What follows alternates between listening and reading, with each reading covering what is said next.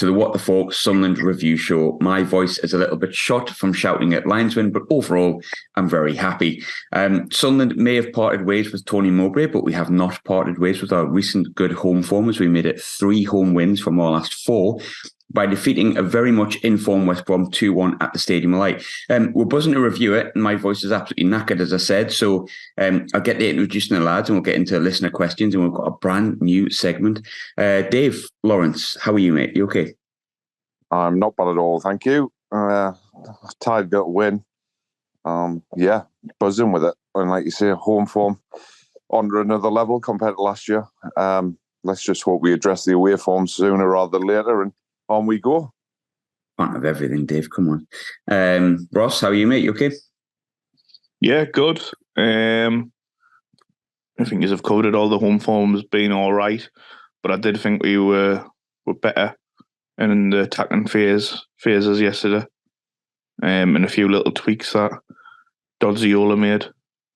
And I think overall we deserved the win, and it was just annoying that goal came out of nowhere, really, and caused us a bit of panic at the end, which was a bit unnecessary. Yeah, I said that when said the lad next to me at the stadium. I says, Barnesy, I says, here, we need to be tight here, because if they go and score one, it's going to be squeak. Oh, they've scored. Like, instantly after. It was a good goal, to be fair, though. But 9 a.m. on a Sunday, like I said, my voice is a bit gone from yesterday. I actually really enjoyed it.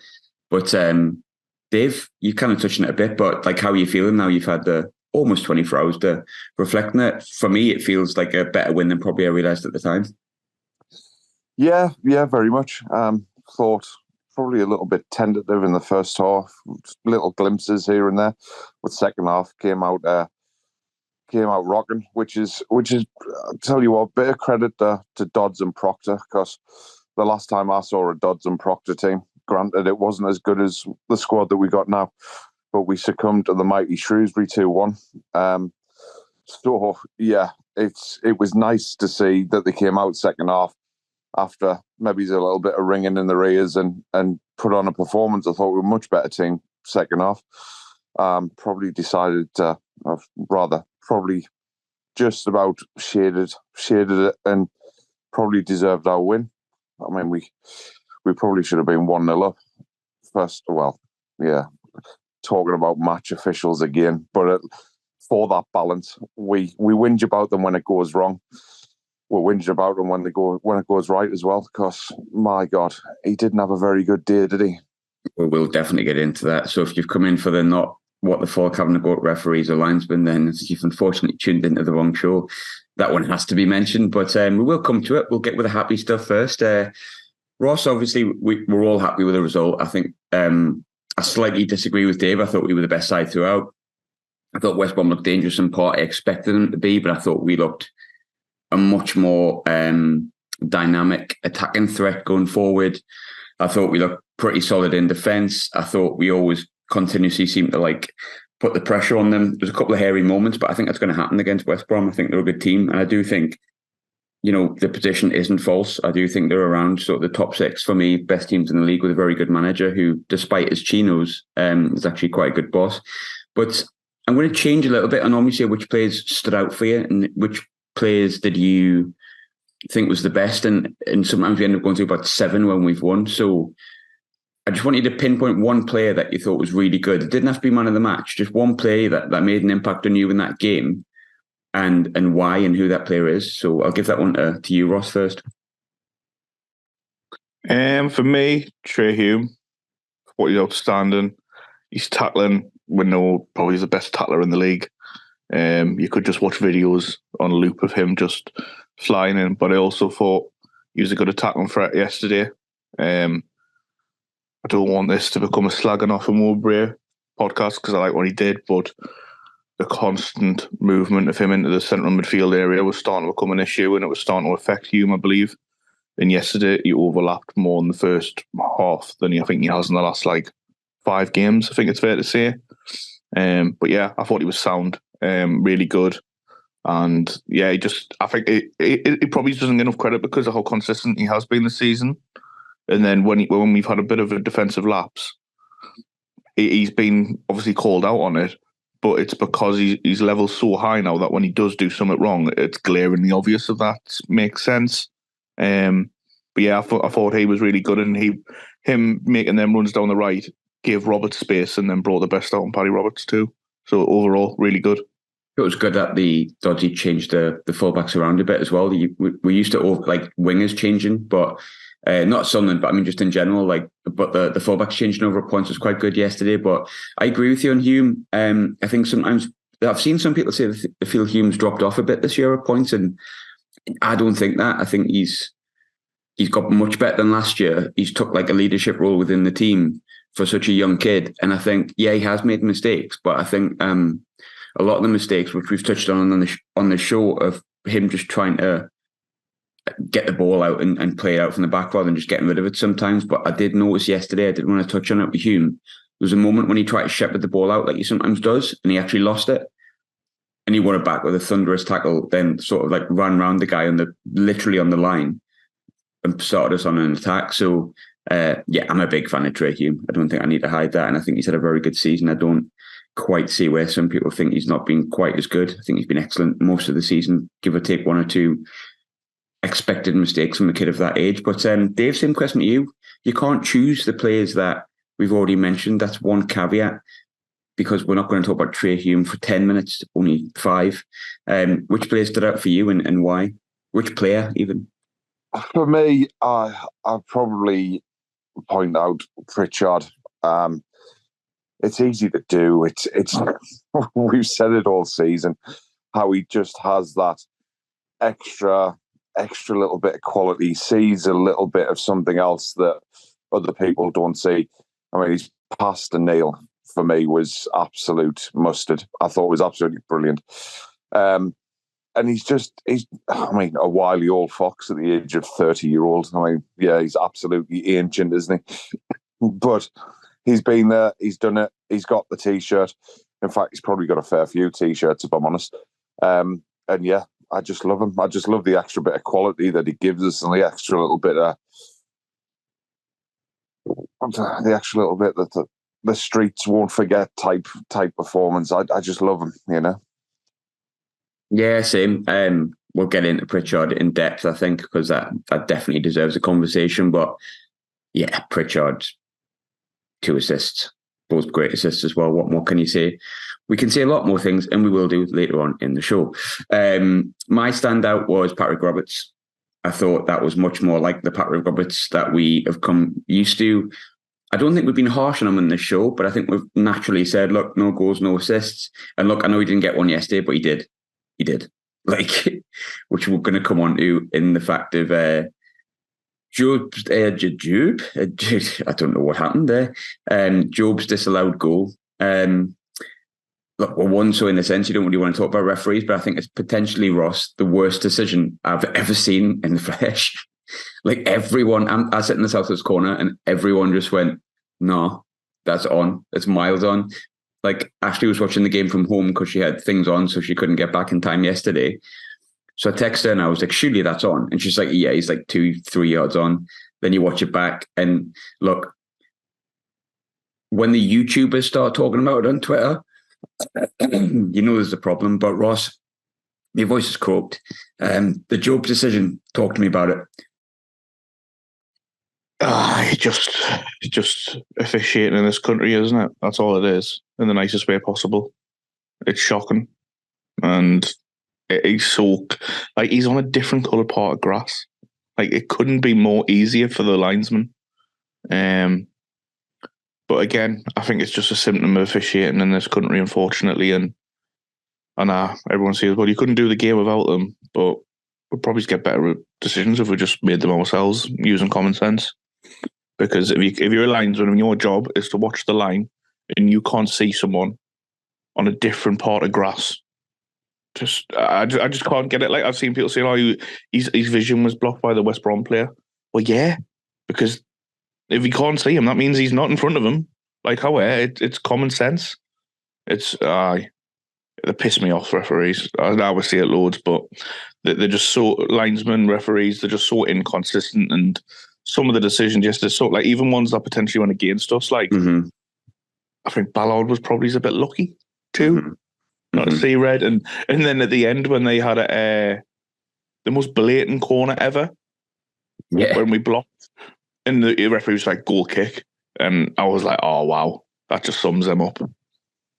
Talking about that as well, just we'll get the referee stuff out of the way nice and early. So just to go through the things that happened, there was the disallowed goal, which I don't think I need to speak to Dave about. It's silly. The Roberts penalty, I think he's made a slight meal out of it, but he just clipped him, so it doesn't really matter whether he's doing backflips or not. It's a penalty. The corner you touched on before, 100%. I definitely thought he was going to give that penalty against Wigan 9 at the end, which for me was never a penalty. But the consistency of what he was doing, I was like, he's going to give that. And then he didn't. The shot from Ashish that hit the post and then Jack Clark puts in the rebound, that's not a miss from Jack Clark. It's an outstanding save from the goalkeeper. And Jack Clark kind of thinks he's got the corner and he's like, oh, God, what a save that lad's made. And then he looks at the ref and he's like, ref, he saves it? It's a corner? And then he just kind of looks to be like, nah. But there was probably two big talking points, I think, at the time, Dave. One I haven't mentioned in that lot, but Ballard, like West Brom fans, are going absolutely mad. Some guy sent me a message that I didn't really manage to decipher properly, but I think he was mad about the Ballard decision. And then Pritchard, look, for me, Pritchard's been elbowed square in the face, which is odd because Pritchard, if you watch him afterwards, is saying, don't give me yellow. That's what he looks like. He's saying it was an accident. But when you watch it, it's like a forearm smash in the face. Like you can quite clearly see he leant into him with his elbow.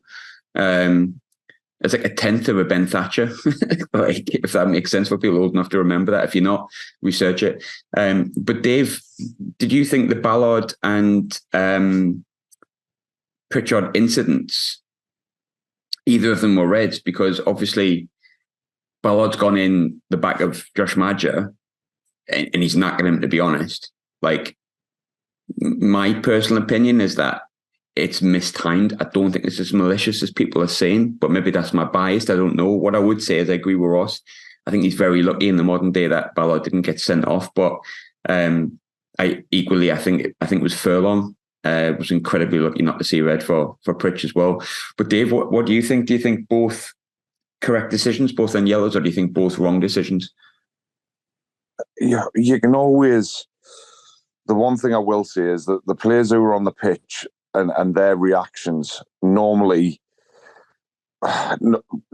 give you an idea of what's going on. So the Pritchard one, the fact that he's getting up, and again, as I've just said, he's got 900 t-shirts. He's been around that long, and the fact that Pritchard's getting up and said, or came across like he said, don't give a yellow card, I think probably sums it up. If he's been in enough situations to understand if there was some malice there, and I don't think there wasn't, although on camera it doesn't look pretty, does it? And the same with the whole Ballard thing, and it's really hard to tell once you start freeze framing things and whatever, because you can almost suit a narrative, can't you? The one thing that I will say is, like Ross is saying, that they're so inconsistent. Well, they're not. They're just consistently shy. It's as simple as that. They're so. I think a lot of it comes down to their own ego, and that's a horrific thing to say. But you know, the Jack Clark save where he's in disbelief, and sometimes you almost become apologetic. You almost look at the ref and just go, it's pointless me saying anything, because I'm just like, I'm winding myself up, I'm winding the fans up, and this bloke's just hasn't got a Scooby-Doo. So, yeah, the Ballard one, going through the back of someone, it's never going to look pretty. It's a shame that Maja was injured. I mean, I've got a lot of time for Josh Maja, even though it all went horribly wrong for us as a club, really, with him. But yeah, I just think the takeaway from it is, why on earth, even after a victory, are we talking about referees and how terrible they are? It's just standard for A, this podcast, and B, for the championship, I think. Well, I want to move on from it quick because I'm actually more happy about the win, and that's kind of, I think, what people probably want to listen to. But I do want to just really touch on the Maja stuff quickly. I know we got something about him being greedy. I've got to be honest, I thought it was really harsh. Like, I think there's actually like a documentary there that shows you, and the Sunderland fans were clever enough to know what happened with Madger, I think. We had two absolute cowboys in charge of us, and we know that. Like, I certainly know that. And I think Madger leaving was a lot more to do with them than him being greedy. And I actually felt really sorry for him. A, getting injured, and B, kind of being given a bit of shit going off. So I doubt you're listening, Josh, but if you are, from my perspective, I don't think you deserve that at all, mate. But on to the good things. Alex Pritchard-Ross. We said last week, right, and I don't want to say we're Mystic Megs here, but we said he needs to play from the start. I thought he was outstanding yesterday. I think he's been outstanding all season. It's just a shame he's played like 2.5 games. Obviously, we know that the club, to an extent, wanted to get rid of him in the summer. Definitely, that seems like a very loud rumour. A lot to do with his age. He's like 30, but for me, he's your number 10 every single day of the week. He's just getting better and better whenever he comes on. And without him yesterday, I don't think we win that game. But time to start Pritchard, Ross, or am I just asking a stupid question here? I don't know. I can see both sides, because I think when Pritchard comes off the bench with a decent amount of time left, he always makes an impact. So I can kind of see the logic in keeping him on the bench to make an impact. Because I didn't actually think Adil played that bad yesterday, and he was inches away from scoring. It was his shot that set up the Job goal, that wasn't. So I think he was getting in good positions, Adil. So yeah, I think, but Pritchard's class off the bench. He always makes an impact, and it was no surprise that when he had a focal point to aim for in either Job or when Mayenda came on, that he looks like the real number 10. And I feel like when he comes on games like that, when we need someone to grab by the scruff of the neck, he can do it. And I would have no objection to him starting against Leeds on Tuesday night. But I do feel like I can see both sides where he is brilliant off the bench, and he does, when teams are tiring, he does get in them little gaps where players are getting pulled out of position, and his set piece delivery was really good yesterday. That's one thing that obviously we know he can do, but he just needs to be a bit more consistent in it, if we're honest. So yeah, we know he's got the quality. We just need to see more of it, and when he starts games as well, because when he comes off the bench with time, I think he's a really, really good player for us, and I think selling him would have been absolutely stupid, especially when the alternative is Bradley Dack. And I did see something saying that, isn't it good just to have one sub on instead of 3 at the same time?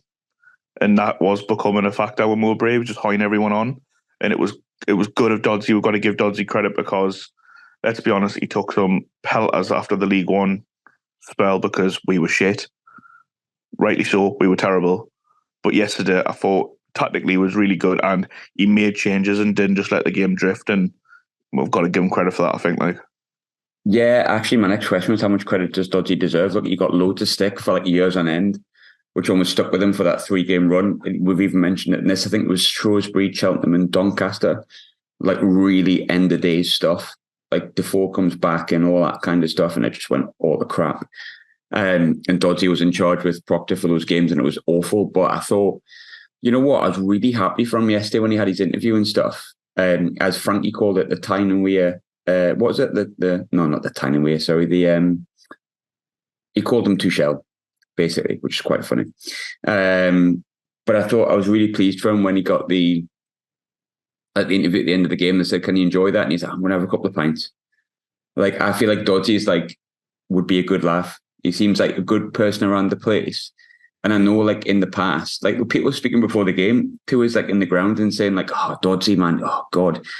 But I think Doddsy's got to have something about himself. During the World Cup, I know this is a really easy, assumption to make, or a really easy thing to say, but during the World Cup, he was the only person from Sunderland's coaching staff on ITV getting interviewed about Jude Bellingham. He must have something about him if, Jude and Job and, Birmingham Academy products hold him in such high regard, and he's been at Sunderland for as long as he has on the coaching staff. But I just think, away from that, I know it doesn't always make you a really, really good coach, being a good bloke, but he is a really nice bloke, and I was really pleased for him, and I thought he got it spot on tactically and stuff yesterday as well. So massive credit to him. But look, I don't want a Ricky Sabrasia kind of appointment. And there is obviously one thing we do need to discuss. I think the win was great, really, really happy with it. But like the real work's going to start probably not Tuesday. Although that is a big game, probably when the new manager comes in. So we did an immediate podcast after like Mowbray was sacked, like 50 minutes later, before we knew who was in the who had the hat in the ring, who we could possibly bring in. It was just kind of an immediate reaction, and you kind of just chuck the names in the air, aren't you, at that point? We've had almost like a week to go, right, okay, so Mowbray's no longer here. We've had time to have that discussion whether it was the right or the wrong thing, or the kind of understandable thing or the not understandable thing. And we're looking at a new boss, and there's names in the ring, and we've looked at the favourites list and stuff like that. I kind of wanted to speak more about the game in a way, but we've got listener questions. But before we do that, Dave, now that you've had almost that week, who's the name you want? Like the realistic name? I know Graham Potter's who we all want, realistically, probably, but that's not going to happen. Like, I think we know who the front runners are. Who is it that you would want as boss? The simple fact of the matter is, and I think if everyone takes a step back from it and assesses it, it doesn't matter which one of them come in, because they're all of the same type of elk. They're all of the same type of background. And ultimately, we don't know a lot about them. They're not going to come in, providing it is, let's say, a Will Still, or it is a Sablier, or whoever it is. We don't know enough about them. So all we can do is give them 110% back and hope it goes right for them. We know that they've got a squad of players who have the right attitude, who are hungry, who have plenty of desire to improve themselves and the football club. We're in a really good position, and it just takes... my conspiracy theory is Tony Mowbray would have been sacked at the end of last season had it have not been for the fact that we made the playoffs. And I think we've given, what was this? Was it a 2.5-year deal we give him? And I think that 2.5-year deal was a little bit of compensation for him. It was an absolute whirlwind because of the whole Alex Neil situation. Mowbray's come in and it's like, just stabilise us for the year. Then we're probably going to get rid of you and we're going to begin our next phase of development. Unfortunately, /fortunately, we snagged 6th place when the stars weren't aligned and somehow made it. And we had a bit of a fantasy for 180 minutes of playoff action. And I think this is now a couple of months later than what they'd anticipated. We're still in and around the playoffs, and exactly like you said, that was a huge result yesterday, and massive credit to Dodds. And I think the interesting thing, I know I've digressed, but I think the interesting thing is like Dodds and Proctor, will they stay there if we do get someone else in? If I look at it, and I think of like a Sablier, do I think that he keeps a Dodds and a Proctor? Maybe he's not so much. However, I hope he does. I hope he does. I've got to be honest, I hope he does. I think that's where we next point. If we got a Will Still in, could I see a Proctor and a Dodds sticking around? I absolutely could. I absolutely could see them two sticking around. And I think Speakman will have a lot of say in that. So I genuinely don't have a preference of who they are because I don't know as much about one as I do the other. I really like the murmurs that go around football with Will Still. However, he's 31-year-old. That's absolutely wild to think that someone 6 years younger than me, their first job in England will be Sunderland Football Club. And you can tell us that we're not massive and that we're not huge. For a 31-year-old, that's some pressure. Mm-hmm. But I like the little videos we've seen of him standing, talking absolutely fluent French, and he seems to hold himself really well in front of players. If I had a choice, and it's purely a gut feeling, I would pick Will Still if I could. But there's no real rhyme or reason for it. I will support anyone who comes in at this stage, and as long as it's not Wayne Rooney. I don't want Rooney. Yeah, I think we're safe. In terms of still, do you know what? I tried listening to the podcast he did with Jake Humphrey, but I couldn't get through it because the guy talks an absolute power of shit, and that's not Will Still. I'm on about Jake Humphrey. Like the 10 minutes in, he went, let's have an open, honest, and vulnerable conversation. No, let's just get yourself to fuck and not bother. So I couldn't get myself through it. So I've also just seen the snippets and I quite enjoyed them, but I cannot make it through a high performance podcast. Although I'm pretty certain Christian Speakman's definitely listened to it. Looking at the odds, Ross, Sable's the number 1, Hellberg's number 2, Heckingbottom 3, Mike Dodds is now in at 4, and Will Still in at 5, and then you've got a mixture of like Schumacher, Graham Potter, Muscat, Frank Lampard, and John Eustace. I think one name that hasn't been mentioned yet, which could be an interesting choice. I'm not saying go for him. Like I don't think I would. Like me personally, and it's gut feeling because I don't know enough about him. What I've read on the internet is Hellberg. I think Hellberg would be probably my choice. Like he seems pretty highly rated. He's young. You know, he's not 12. He's not like Will Still's age, but I think Will Still would be a good choice. But I just think it's going to be a hard one to pull off. So for me, you know, Hellberg would be fine. But one name that isn't on the list that I think is interesting, he's just been sacked from Leon, is Fabio Grosso. I think he's had a promotion from a second tier as well before. Just another name to throw into the ring. But for me, like the long story short is I think my gut feeling is Hellberg would be the choice, considering anyone who would want over him is probably not available in terms of Still and the likes of Graham Potter. That's not going to happen for us, I don't think, with Potter. And I think Still will probably want to stay in France at the minute. But I take Still a Hellberg, but Hellberg for me. But Ross, where's your head going at the minute? It's going to go Doddsy, isn't it? It's going to go Doddsy. You're going to be like, Doddsy. No, Ricky Fraser's ruined the caretaker mould for me. Because them first 3 games he had in charge, I was like, oh my God, we have the second coming of Sir Alex. He's amazing. And then he got the job and we turned to absolute shite. Bless him. He was a nice bloke by all accounts. But yeah, I think Hellberg, I think it was Hancock Analysis did an interview with him, the Twitter account, and he did a deep dive into the way he works, and it is very niche. What was interesting was when I looked at what Hellberg does, they reckon he's not obsessed with keeping the ball at the back and possession. That would be a bit more dynamic approach, which, if I'm honest, I think that suits. I think he mixes it up so he can play nice football, but further up the pitch, and that's what we've got the players to do. I don't think we've necessarily got the players, other than O'Neill at centre-back, who can really play out from the back and drive through the thirds that way. I think we're better off when we get it up quicker and more direct. The only issue is, obviously, whoever we bring in is going to be very inexperienced.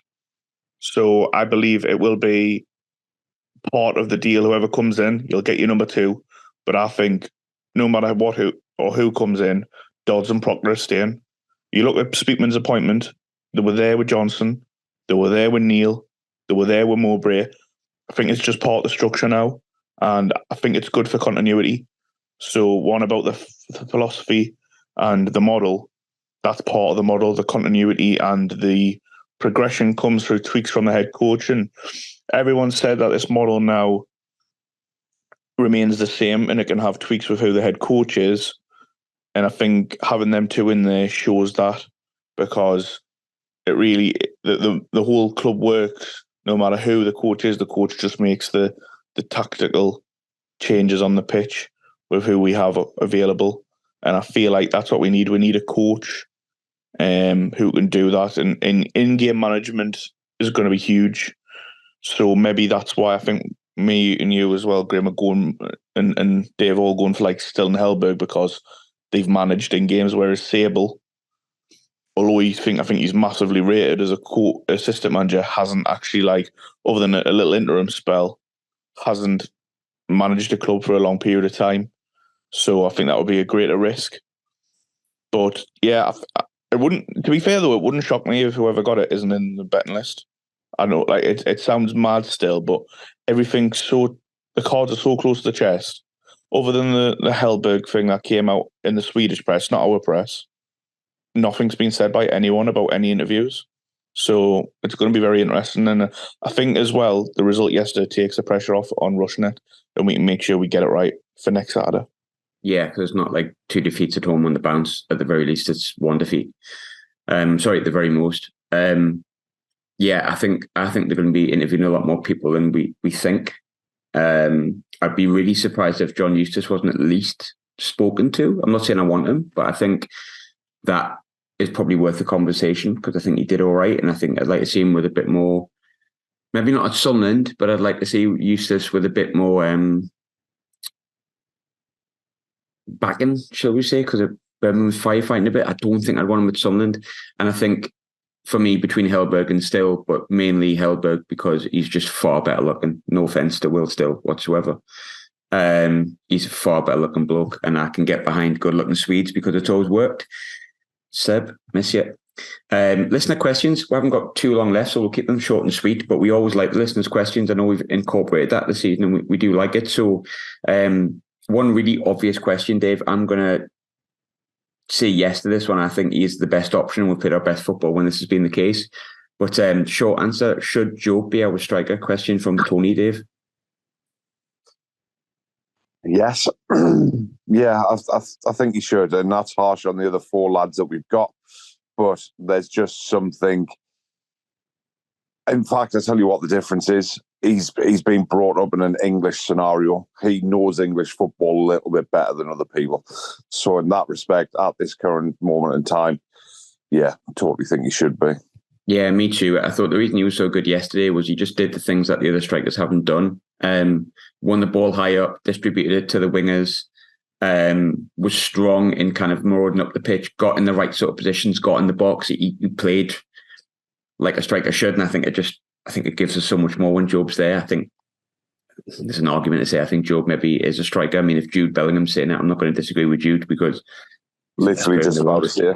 To be fair, if Jude, Chuck Norris, Bellingham tells you that something's happening, isn't it? Yeah, like Jude Bellingham can slam a revolving door as far as I'm concerned. So, could I quickly jump in on that though as well and say at home, I mean, I don't think that's a huge issue at home. Only against Huddersfield it was because we were shite.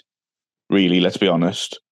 I think that when we played that way against the likes of Norwich, Birmingham, Russian and Mayenda played that role really well.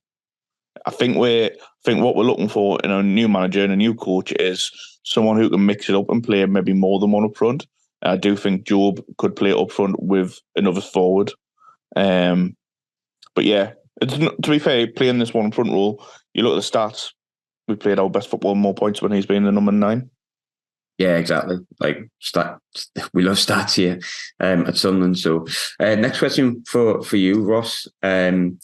Should a lino from Bishop Auckland, the one who disallowed the goal, be reffing the Sunderland game? Apparently, he supports Liverpool, but for him, and this is Sam, he shouldn't be anywhere near a Sunderland or a Newcastle game.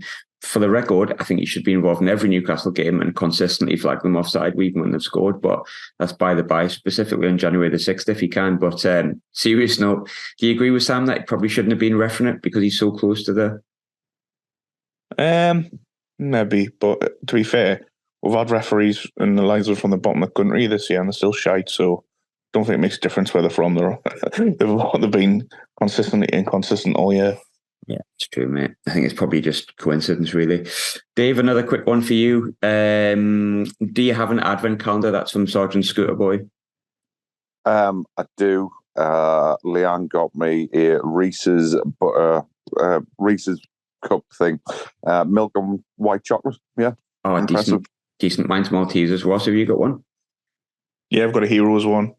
Stick to the cream eggs though, because as we said off air, I don't like cream eggs. I know it's a shock to everyone, but Rebecca's buzzing because she just takes all my cream eggs. Honestly, I think Rebecca's put an absolute worldie there because I've never met anyone in my life that doesn't like a cream egg. Like, I just met people who eat it in different ways. Final question I'll give to myself. Trust the process. More of a statement, but I get the question. If you mean the model, yeah, I think there's definitely enough credit in the bank. I think in essence, it really works. I think it's a really exciting model. anyone who's a football fan will probably be quite interested. I know people outside of Sunderland are like, oh my God, you're signing all these players under 24 that are like random with like little experience, and it's really interesting. It seems like it's working. But when you're within a football club, you see certain things. And the reason I think sometimes there need to be tiny little tweaks and a bit of experience to lead the boys through, the way that Danny Bart probably helped Ballard last season and other defenders, is Pritchard's performance yesterday. So yes, trust the process. If you mean the model and the direction of the club, 100%, but tweak it just 10% and have your bit of experience in there so the lads can learn from some of the best players that have been at this football club in the past few years, your Pritchards and whatnot. I think that's pretty straightforward. But we've got a new segment. We've got 2 minutes to do it, so it's going to be boom, boom, boom. We're going to call it the good, the bad, and the So I want your good, things that have stuck out that made you go, oh yeah. The bad that made you go, oh no. And then the something that made you think. Come to you with this one, Ross. What's your good, your bad, and your The good, how calm Dan Neil is one-on-one with the keeper this year. Oh, he's got a wife and kids, that keeper, by the way. Two goals, pretty similar to the Norwich one on that one, where he just dinked it over the keeper and had any chance. The bad, and no clean sheet again, which is getting frustrating. And the I thought Ekwas was a bit off the boil again. Maybe him being harsh. I missed the old Pierre Ekwa, who was a battering ram, and I think he just needs, I don't know, he just needs that one performance to feel like, right, I'm back. I just think since his injury, he hasn't really came to the fore yet. Well, I disagree with any of them. No, I think I thought Ekwa was poor yesterday. I think he's been poor for a while. I agree. Dave, what's your good, your bad, and the The good, Pritchard's pass with the outside of his foot for Dan Neil. Just behave yourself, Alex. Again, them two guys chasing back have got families. Just behave. Stop it. The bad, referee, and the bit that went, the linesman putting his flag up when he's about 3 yards onside. Yeah. So apologies that I'm ended on officiating, but yeah. The good for me was Patrick Roberts coming back to form, which we touched on a bit before and what I thought about that. The bad, I am going to agree with Ross. I think Ekwa has not been great recently, and that maybe needs to change because that's 3 or 4 bad games in a row and he just seems weak in the tackle. And my goes against what I said about Trey Hume before. I think Niall Huggins is the best fullback at the club and deserves a lot more attention than he's getting. Tremendous. Love him. But that's all for this week on that bombshell. Ross, Dave, thanks for joining. Always good to be back with a win. Nice to feel like there's a bit more progress going forward. God bless Tony. We didn't really say thanks before, but also God bless that we're moving forward and it's not been as stagnant as it has in the past few weeks. And onwards to Leeds, lads. Thanks very much. Pleasure. Thanks, mate. Cheers, mate. Don't like bloody cream eggs, you loser.